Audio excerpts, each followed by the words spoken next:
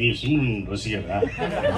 எடுத்தோட எங்களை பத்தி எல்லாம் கேட்கலாம். நீங்க சிம்ரன் பாருங்க, உங்களுக்கெல்லாம் சேர்த்து தான் நான் நடிச்சிருக்கேன். அவங்களோட ஏன் ஓகே பிடிச்ச பர்ஃபெக்ஷன். அவங்க சூப்பர் பெர்ஃபார்மருங்க. அவங்க இப்போ வரைக்கும் ஹீரோயினா நடிக்கிறாங்க. ஏன் அந்த பெர்ஃபார்மன்ஸ் தான். நீங்க ஏஜ் ஆயிடுச்சுன்னா சொல்றேன், அவங்களுக்கு வயசே ஆகாதுங்க. அவங்களுக்கு வயசே ஆகாது, அவங்க பெர்ஃபார்மன்ஸ் தான். இவர் சொல்லும் போதும் அந்த இலங்கை தமிழ் பேசும்போதும் எங்களுக்கு நாங்கள் ராமேஸ்வரத்தில் எடுக்கும்போது அவங்களோட கன்னத்தில் முத்தமிட்டால் ஞாபகம் இருக்கா? கன்னத்தில் முத்தமிட்டால் உங்களுக்கு எப்படி ஞாபகம் வந்துச்சு? எங்களுக்கு அது ஞாபகம் வந்துச்சுங்க. அதுதானே வந்துச்சு சார். செல்குமார் சார், அதாவது இந்த படம் வந்து அகதிகளா வெளில வந்து அவன் வந்து டூரிஸ்ட் மாதிரி என்ஜாய் பண்ற மாதிரி காமிச்சிருக்கீங்க. ஏன்னா இலங்கை அகதிகள்னால நமக்கு ஒரு இறக்கம் இந்த மாதிரி தான் ஏற்படும். இந்த படத்துல வந்து டூரிஸ்ட் ஃபேமிலின்னு போட்டிருக்கீங்க, இலங்கை சப்ஜெக்ட்னு சொல்றீங்க இல்லையா? அப்ப அவங்க வந்து ஊர் ஊரா போய் இப்போ கனடா, அமெரிக்கா, நம்ம தமிழர்கள் கூட அப்படி இல்லை, எல்லா ஊர்லயும் இருக்கிறாங்க. அதை தான் சொல்லியிருக்குது அந்த படம். எப்படி அகதிகளா வந்து ஆனா அவங்க துன்பத்தை வெளியில காட்டிக்காம சந்தோஷமா வாழ்ந்துட்டு இருக்காங்க அப்படின்ற மாதிரி. அது நீங்க படம் பார்க்கும்போது தான் அதை பார்க்கணும். ஏன் வந்தாங்க, என்ன டூரிஸ்ட்னு எதை மீன் பண்றோம் அப்படின்றது நீங்க இப்ப ரிவீல் பண்ண முடியாது. நீங்க இப்ப எல்லாமே ஒரு லைட்டரா தான் சொல்ல முடியும். ரொம்ப நாங்க வந்து உணர்ச்சிபூர்வமா இதை ரொம்ப இன்னும் சொல்ல முடியாது. சென்சார் இருக்கு, எல்லாமே இருக்கு உங்களுக்கு.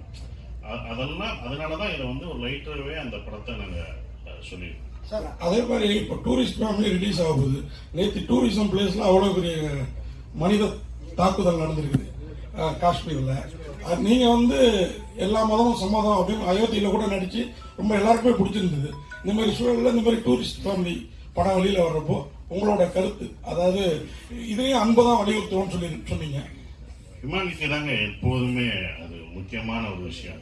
வந்து அதில் தான் நான் வந்து இந்த படத்துக்கு சொல்லுவோம், மனிதர்கள் தாக்கக்கூடாது, ஒவ்வொரு மனிதனும் தாக்க, யாராக இருந்தாலும் தாக்கக்கூடாது, தவறான ஒரு விஷயம். ஹியூமானிட்டி ரொம்ப முக்கியம். இதில் அன்பை போதிக்குது. இதெல்லாம் பார்க்கும்போது கொஞ்சம் மாறுவாங்கன்ற ஒரு நம்பிக்கை தான், அவ்வளோதான். வந்துட்டியா? கொஞ்ச நாள் முன்னாடி தக் லைஃப் ஆடியோ லான்ச் நடந்தது. அதுல பார்த்தீங்கன்னா உலகநாயகன் வந்து ஹிந்திலாம் பேச வரல, பொலிட்டிக்கல் ஆயிடும் அப்படின்னு சொல்லிட்டு இங்கிலீஷ்ல பேசணும்னு சொன்னார். ஆனா இப்போ நீங்க சொன்னீங்க ஆங்கிலத்தை விட தமிழை கத்துக்கணும்னு சொல்றீங்க. நீ அங்க உங்களுக்காது, இங்க வந்து டூரிஸ்ட் ஃபேமிலி.